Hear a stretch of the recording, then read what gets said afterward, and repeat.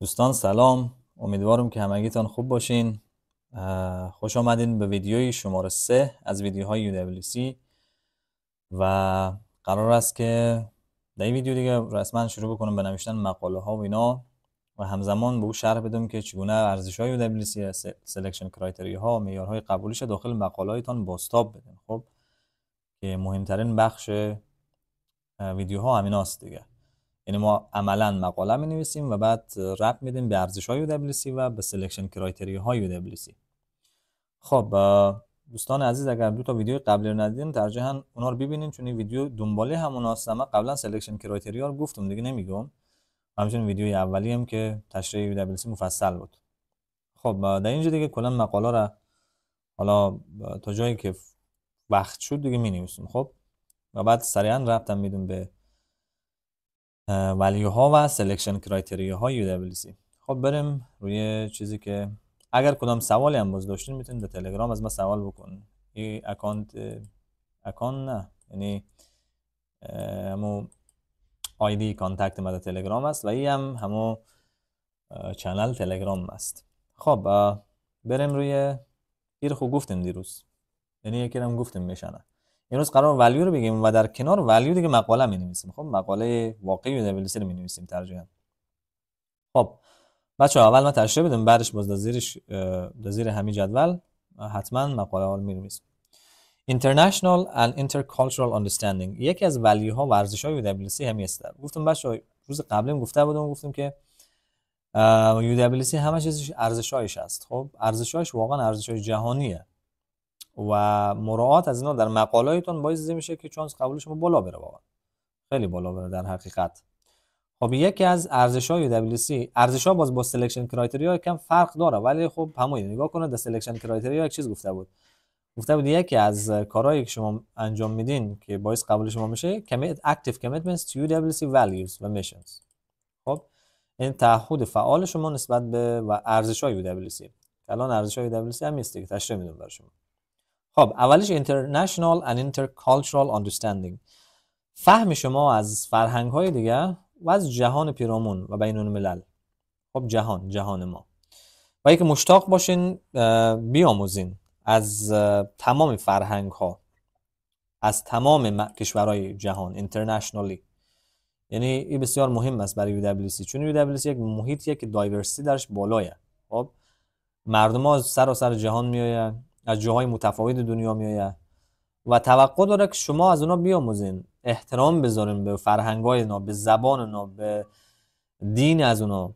و اگر شما همین ایده رو نداشته باشین و متعصب باشین قطعا دیگه رد میکنه شما را. و UWC هم توقع داره که شما همین مسائل داخل مقاله‌تان هم ذکر بکنین، یعنی ذکر بکنین از تجربیات قبلیتان که چگونه از یک نفر شما یک چیزی آموختین، خب از یک نفر که متفاوت‌تر از شما بوده و اینا خیلی مهمه براشون واقعا. بعدش celebration of difference است، یعنی که ما جشن بگیریم تفاوت ها را. حالا نگاه کنید، جشن گرفتن تفاوت ها به معنای لذت بردن از تفاوت های enjoy the difference. خب لذت ببرن از تفاوت ها. ما معمولا وقت تفاوت میبینیم دور میشیم، یعنی خود جدا میکنیم. مثلا یک برادر پشتون ما اگر باشه، ما ترجیحاً در اتاق میریم سعی میکنیم 3 تا پشتون از 4 تا هزار است. خب من چون که همین وایس در منطقه هزارجات میگیرم دیگه، فعلا اینجوری مثال میزنم، 4 تا هزار است، 3 تا پشتون است. بعد ما به طور ناخودآگاه به سمت کی میریم؟ به سمت هزارا میریم. اوکی، چون مثلا هم قوم ما هست. ولی خب منطقیش یعنی UWC یا حداقل از لحاظ منطق جهانی رو حکم میکنه که شما اگر به سمت تفاوت ها کشف پیدا بکنین بیشتر میآموزین، چیزای بیشتر میآموزین واقعا. خب مثلا یک نفر از شما متفاوت‌تر است، به سمت او برین، چون او ایده های متفاوت داره، نگریش متفاوت داره و از اون شما چیزای خیلی خوب میآموزین. مثلا شما به صورت ریال میتونین اگزمپل بیارین. فرضاً میتونین بگین که خب من یکی دو تا رفیق دارم که ازبک است، خب یا تاجیک است یا پشتون است و معمولا هم آنلاین با هم دیگه گپ میزنیم. من راجع به فرهنگای اینا خیلی سوال کردم، خیلی چیزا رو میفهمم راجع به زبانشون. یا مثلا یک دوست دارم از برزیل است، معمولا چت میکنیم با هم دیگه، سوال میکنیم از هم دیگه راجع به فرهنگ‌ها و تفاوت‌ها و میفهمم که چقدر فرهنگ غنی دارن. اصلا فرهنگ ما تنها غنی نیست، چیزای متفاوت در دنیا هست که باعث زیبایی دنیا میشه. اصلا زیبایی دنیا به تفاوت‌هایش هست دیگه، وگرنه آدمای مشابه خو یا چیزای مشابه که زیبایی نمیاره. مثلا جمع 100 نفری اگه 4 تا کچل باشه، 6 تا فرمو باشه، 7 تا عینکی باشه، یه جور زیباست تا همگی مثلا یک شکلی باشه. یعنی زیبایی دنیا در تفاوت‌هایش است. خب و UWC میگه که نه تنها باید شما احترام بذارین، ریسپکت کجای خودش داره، احترام که باید بذارین، حتما باید بذارین به ایده های بقیه، بلکه از این تفاوت ها لذت ببرین. شما ببینین که چقدر دنیای متنوع و زیبایی است، همگی نظریات متفاوت ولی در پیس، در صلح با هم دیگه زندگی میکنه. و اتفاقا اگه مثال ها رو بیارن واقعا خوششون میاد. چرا؟ چون جزئی ارزش هایش است. یعنی UWC برای همین چیزا میجنگه و شما قبل اگه داشته باشین، شما یکی از ارتش‌های UWC هستین. یعنی جزئی کسایی هستین که برای UWC ساخته شده. پس تفاوت‌ها را نه تنها احترام بذارین، نه تنها ازشون بیاموزین، بلکه ازشون لذت ببرین. سلبریشن به معنای انجویمنت، همین چیزایی باید باشه. اگرچه جشن گرفتن میشه، ولی مقوله احتمالاً به اونان لذت بردن استفاده بشه بیشتر. خب بعدش باشه personal responsibility and integrity. خود دیروز گفته بودم این قسمت سelection criteria بود.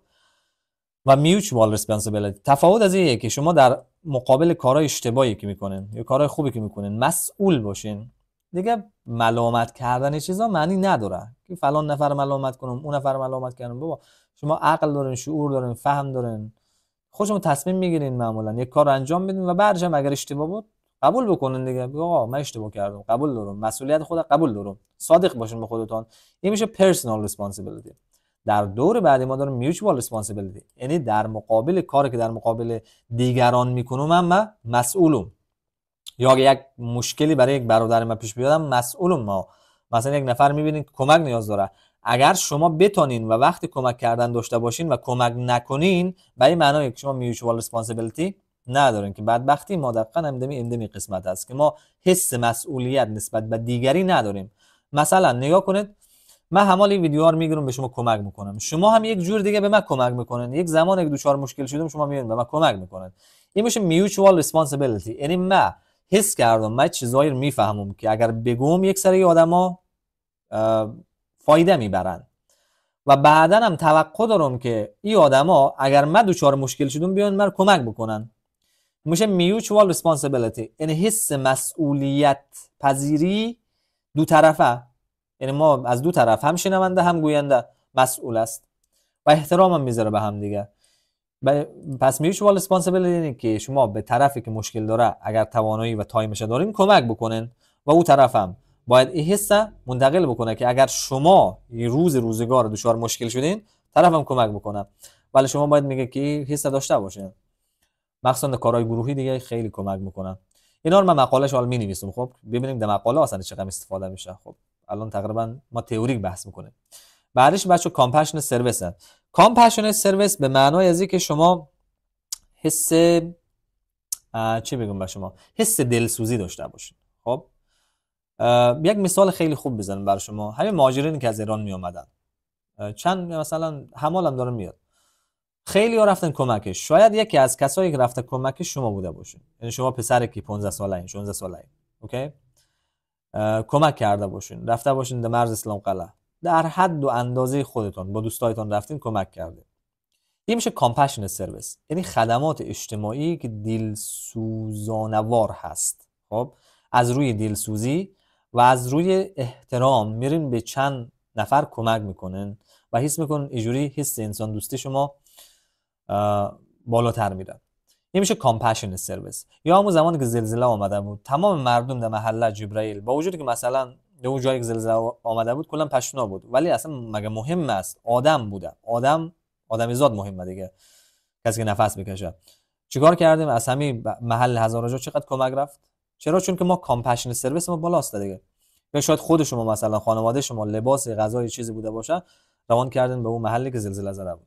پس این میشه compassionate service. اگر این کارا رو کردین، چی در حیطه بزرگی، چی در حیطه کوچکی، مثلا درس دادن به دختر همسایه‌تون یا به پسر همسایه‌تون، به پسر کوچک همسایه‌تون، اگر این کارا رو کرده باشین خب دیگه نور علی نور، یعنی که شما کامپشن سرویس دارین و UWC مثلا یک اگزمپل رو داخل مقالهاتون بیارین و چقدر هم خوب میشه که من الان یک مقاله عملی وقت نوشتم میتونم که همین هم داخلش بگنجونم. بعدش بچا احترام به محیط زیست و پایداری محیط زیست که خیلی مهم است. مثلا اگر شما کاری کردین در مکتبتون نهال شاندین، مثلا کمپین عزیز برگزار کردین که مکتب تمیز بکنین و یا کمپین آب تمیز برگزار کردین، کمپین مثلا نهال شاندن در کوچه‌تان برگزار کردین که چیزا در افغانستان کمه ولی در خارج خیلی ها. و اگر این کارا رو حتی در ساحه کوچک کردین میتونین که ذکر بکنین به عنوان مثال در مقالهتون، بی‌نهایت عالی میشه، بی‌نهایت عالی میشه. و آخرین ولیوهایی که مربوط به UWC است و احترام زیادم دارن، سنس اف ایدئالیسم است، یعنی یک حسی از رویا پردازی. بچه UWC آدمای مثلا ضعیف تقریبا با اعتماد به نفس و عزت نفسی ضعیف خوش نداره، کما اینکه همه ما خوش نداریم، فقط UWC نیستن. آدمایی که رویا پردازن، ایده های کلانی دارن، آدم خرده ها، انسان ها ببینید خرده، انسان ها کوچیکن ولی ایده های بزرگی دارن، ایده رفتن به مریخ، ایده مثلا کلا پایداری محیط زیست و ساختن یک دنیای رویایی. خب با وجودی که به این دنیایی که ما زندگی میکنیم خیلی همچون عملی نیسته، ولی معمولا انسان ها با حس تخیلشون خیلی جا رسیدن. مثلا اون کسی که پرنده رو دید و بعد هواپیما ساخت، خب نگاه کنید اصلا به عقل جن نمیرسه که ما از روی پرنده شیپش به هواپیما درست کنیم، ولی آدما دنیا رو تغییر دادن. همین آدما بودن که دنیا رو کلا تاریخ دنیا رو تغییر دادن. و UWC دنبال همشون آدمایی است که این سنس اف ایدئالیسم داشته باشین، به اندازه توانتان تلاش بکنید، تیک اکشن بکنید، حتی کوچکترین حالت، تا دنیا رو به سمت یک دنیای خوب ببرید. و اینو میتونید شما در مقالاتتون ذکر بکنید.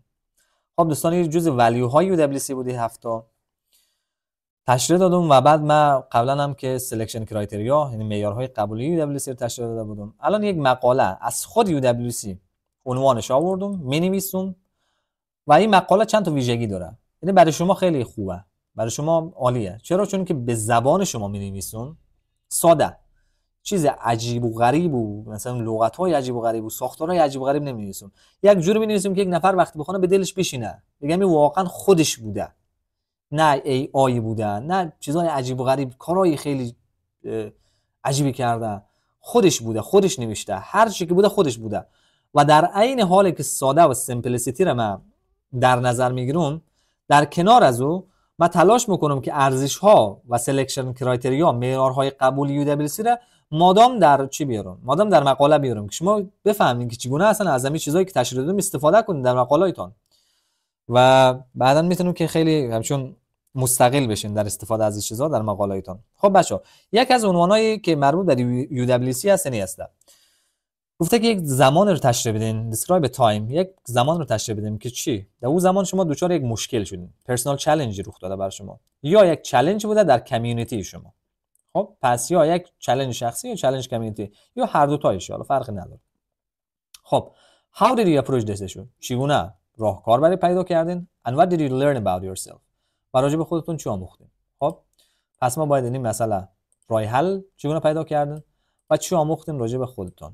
خب یعنی چیزای مهم مقاله اینایی که ما باید در مقاله کاور بکنیم اینا رو.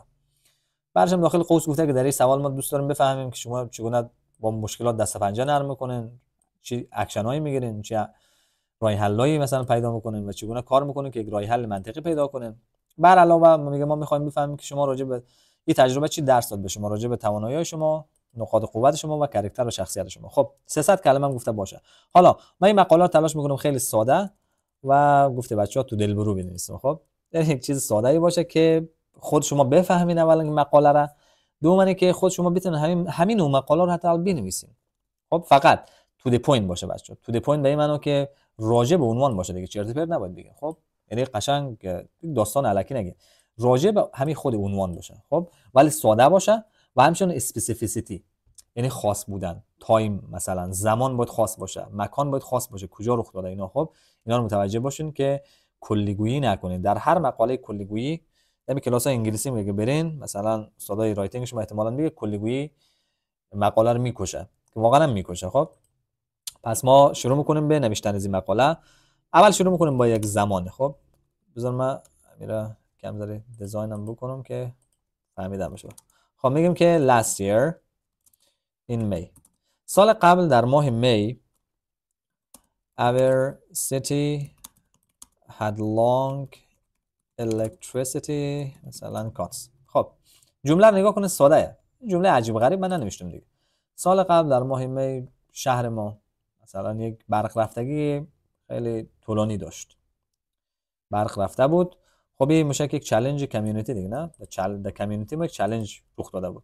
مستقیم رفتم روی عنوانه، یعنی دیگه کلا حاشیه روی چیزا نکردم. خب چالش تا حالا فهمیدیم که مربوط به چالش اجتماعی بوده. خب مثلا جمله بعدی رو می‌نویسیم که every night after 7 PM بعد از ساعت 7 مثلا بنویسیم the lights went out. خب هر شب بعد از ساعت 7 شب دیگه کلا برقا میرفت، یعنی لامپا خاموش. و بعد نگاه کنن یک مسئله جالب دیگه ای که الان این چالش عمومیه. بعد این نفر گفته بعد از ساعت 7 همیشه برقا میرفت. اینا ما میتونیم یک کار بکنیم، یک کار خیلی خوب. این چالش رو شخصی بکنیم بچه. خب نه تنها مربوط به کمیونیتی، شخصی بکنیم که هر دو تا رو الان آوردیم ما دیگه. خیلی هم چیز خوبی در میاد به نظر من. بعد می‌نویسیم که I was afraid. الان چالنجر شخصی بکنیم. I was afraid، میترسیدم. پس چالش شخصی بوده. از چی؟ Because مثلا I had exams. بخاطر که من امتحان داشتم. پس الان این برق رفتگی نه تنها یک مسئله اجتماعی بوده بلکه یک مسئله شخصی بوده.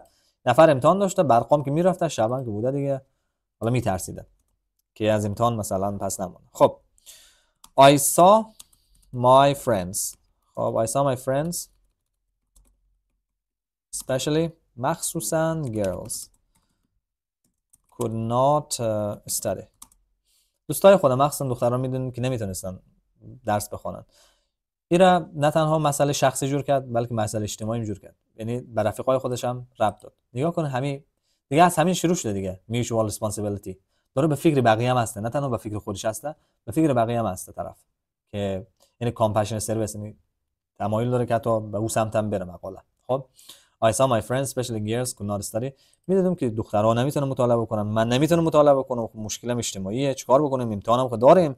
خب ببینید همین چند خط چقدر ایده منتقل کردم، یعنی خیلی داریم چی میکنیم. خب our exams دوستای خود دیدیم که مطالعه نمیتونستم. خب بعد میگیم که they looked sad and worried. معمولا خیلی هم نگران بودن و غمگین بودن. and I wanted to help. و من میخواستم که کمک کنم. مستقیم آمد روی مسئله mutual responsibility، personal responsibility و compassionate service. خب این مقاله به احتمال خیلی زیاد روی همین سه تا بخش خیلی زیاد میچرخه.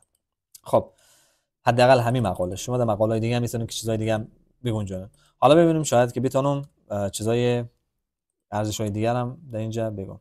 چقدر دور رفتی. خب الا کنم مثلا کپسولو نزنم بهتره. خب بریم روی که چی راه حل حالا پیدا کرده. مشکل تشریح داد دیگه، نه؟ مثلا تایمش تشریح داد، یعنی زمان بوده. پرسونال چالش و کمیونیتی چالش بوده، گفتم دیگه. اوکی. و بعد طرف یک دستی هم روی دوستای خود کشید که دیگه ورزش‌های WC گرد بده همش را. حالا راه حل ببینیم که چیکار کرده، راه حلش کرده و چی آموخته. دو تا مسئله.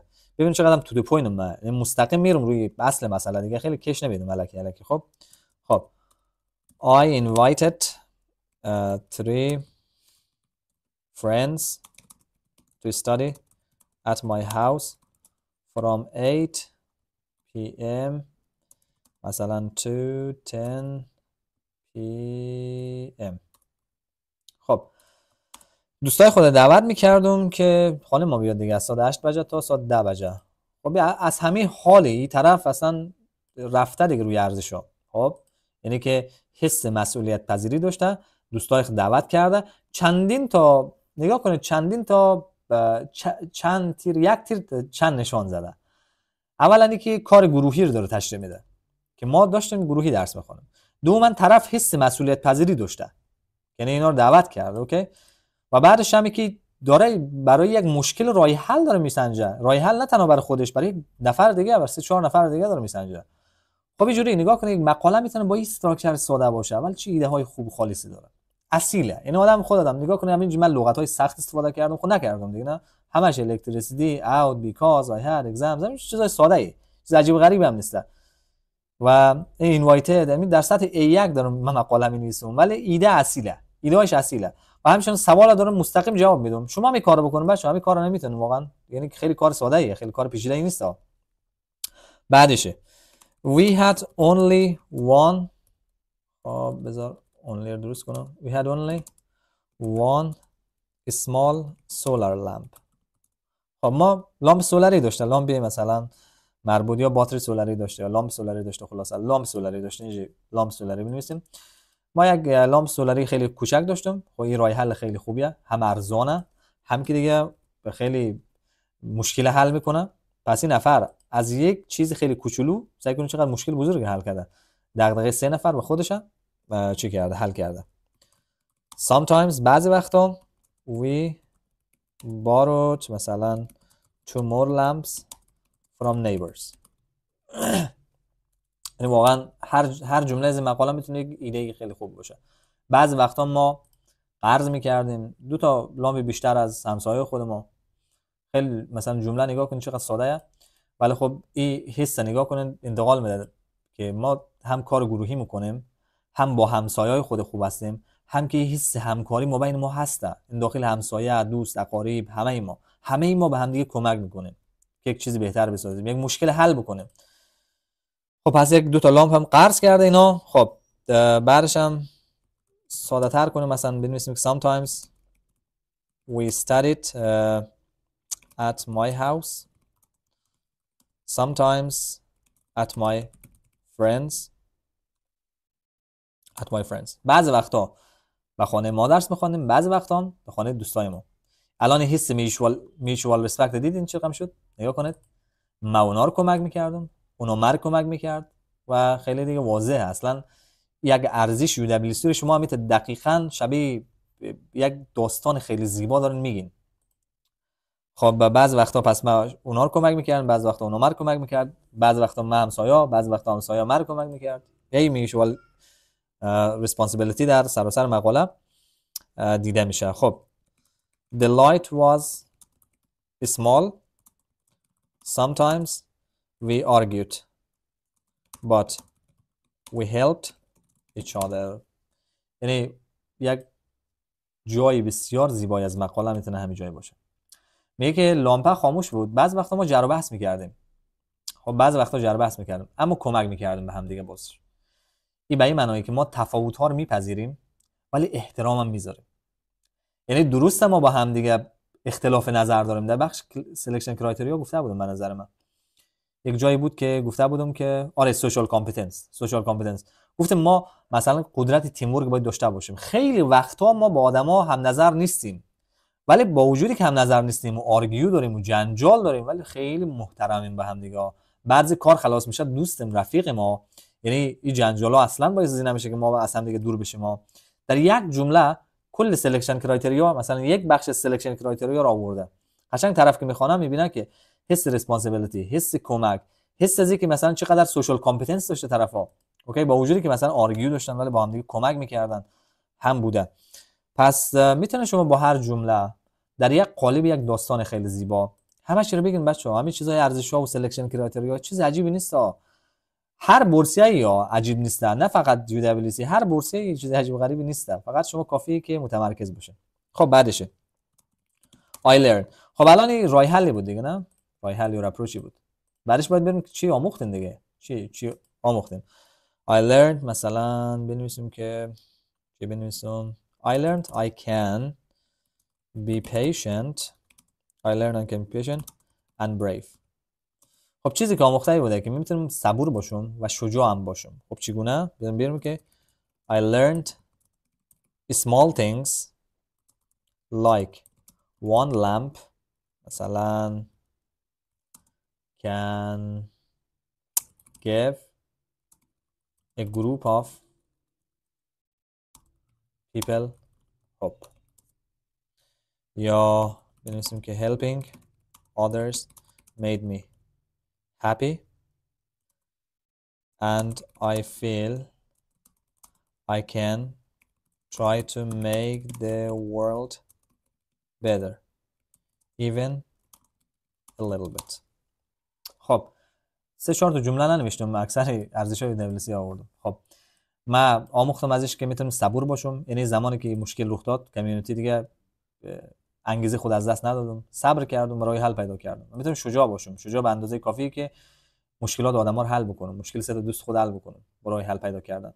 آموختم که چیزای کوچک حتی لازم نیست شما بمب اتم اختراع بکنین، لازم نیست مثلا شما قله اورست برین یا مریخ برین، چیزای کوچک کوچک نگاه کنید.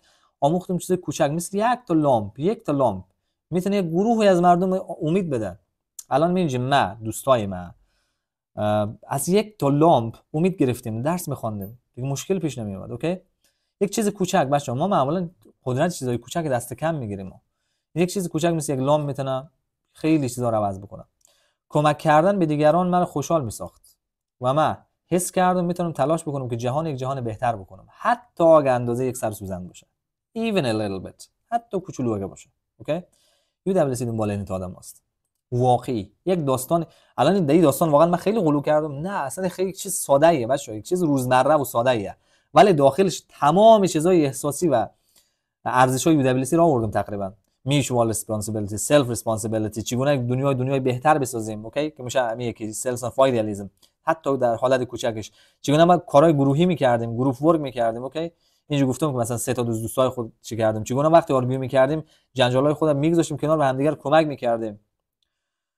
همه از چیزا بچه‌ها، همینا و چیزی خیلی عجیب غریب نیست که ما قرار باشه قله اورست فتح کرده باشم. یک مشکلی در کامیونیتی ما رخ داده بود، برق اینا راه حل من. جملات ساده مثل همین خود شما که می‌نویسین، همین چیزایی که خود شما می‌نویسین، شما نهایت یک کامک نقطه را اگه برابر بنویسین دیگه، همین چیزایی ساده ای که خود شما می‌نویسین، من همون چیزا رو به زبان شما نوشته کردم اینجا. پس میتونه یک مقاله اینجوری ساده باشه و در عین حال جذاب باشه و واقعی باشه، بدون از اینکه شما چاخان پاخان بکنه، خب بدون از اینکه خیلی غلو بکنین در مقاله‌تون. و چند نکته رو بچه‌ها توجه داشته باشین. خب در قسمت نوشتن مقاله، اولا که اسپسیفیسیتی خیلی مهم است، یعنی خاص بودن زمان و مکان، اورسیتی مثلا. خب و اینجا نهایتا من نوشته کردم که نگاه کنید نیبرهود مسائل هم نوشته کردم، نیبرز مثلا یک لامپ، دو تا مور لامپ. اوکی، مثلا یعنی گونگ ننوشتم، مثلا ساعت 8 تا 10 گونگ ننوشتم که مثلا شبا می اومدیم. اوکی، گفتم که دقیقاً چون این چیزا واقعی میسازه، المان هایی که باعث زی میشه، عناصری که باعث زی میشه که یک مقاله ریال به نظر برسه، همین چیزای خاصش است. یعنی که شما دقیقاً به یاد دارین حرفا را و دارین قشنگ به صورت خاص، یعنی یک نفر وقتی بخونه میتونه تجسم بکنه که سال 8 تا 10 دقیقاً چیکار کرده، 7 چیکار کرده، از بالا به پایین میخونه، همه چیز مشخصه، گونگ نیست، جنرال نیست، عمومی نیست. این میشه یک مقاله شخصی، یعنی که شما خودتون امیر نوشته کردین و شخصیه دیگه، مال خود شما. پس مقاله‌تون اینجوری، اولا از لحاظ زمانی و مکانی اینا اسپسیفیک بسازین، دوما ساده بنویسین، خیلی عجیب غریب پیچیده ننویسین. یک سری آدما هستن نمیفهمم در یوتیوب جاها میاد یک سری چیزای پیچیده میگه. اولا برای UWC اصلا چیزای پیچیده رو گوش نکنید. خب چرا؟ چون که شما UWC برای شاگردای 15 تا 17 ساله، ما و شما میفهمیم که ما نابغه نیستیم در رایتینگ. خب یعنی خیلی نبوغ خاصی نداریم مگر کسی واقعا نابغه باشه. خب ما و شما میفهمیم دیگه که نابغه نیستیم. مثلا یک نفر شاید یک شما در آرت هنر نابغه باشه، یک شما در ریاضی، یک شما در رایتینگ، ولی همه شما در رایتینگ نابغه نیستین. خب یا در حفظ لغات یا در زبان، اینجوری برای شما بگم. پس اونا توقع داره شما به اندازه یک شاگرد 15 تا 17 سال مقاله بنویسین بچه‌ها، نه مثلا در سطح دانشگاه.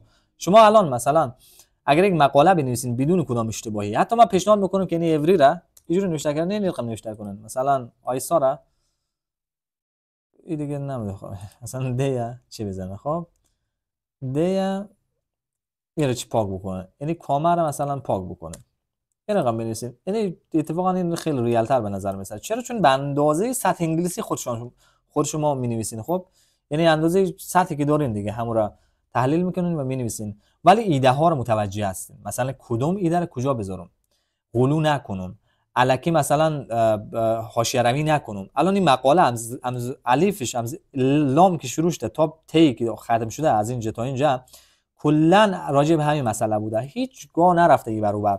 اول تشریح داده زمانشه، تایمشه، دوم تشریح داده چالنجشه، پرسونال و کامیونیتی بوده. اوکی، آی واز افرید بوده. بعدش رفته این رو به ارزش‌های UWC ربط داده. بعدش در پاراگراف دوم گفته چی آموختم از این، چی راه حل پیدا کردم برش.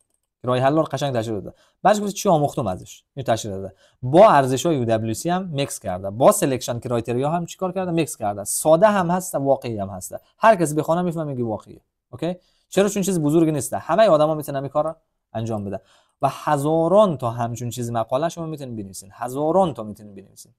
یک چیز ساده بود از برق رفتگی شما میتونید از خیلی چیزای دیگه ایده بگیرین و بنویسین و مقاله خیلی خوبی طراحی بکنین. یک نمونه کوچک بود که من نوشتم برای شما و ارائه دادم که چگونه ارزش‌ها و سلکشن کرایتریا های UWC را در این مقاله پیاده بکنین بچه‌ها. خب پس امروز بحث کردیم راجع به ارزش‌های UWC، یک نوع مقاله هم نوشتم، یک نمونه. گرچه مثلا بعداً من نمونه‌های خیلی بهتر می‌نویسم راجع به همین سوالا.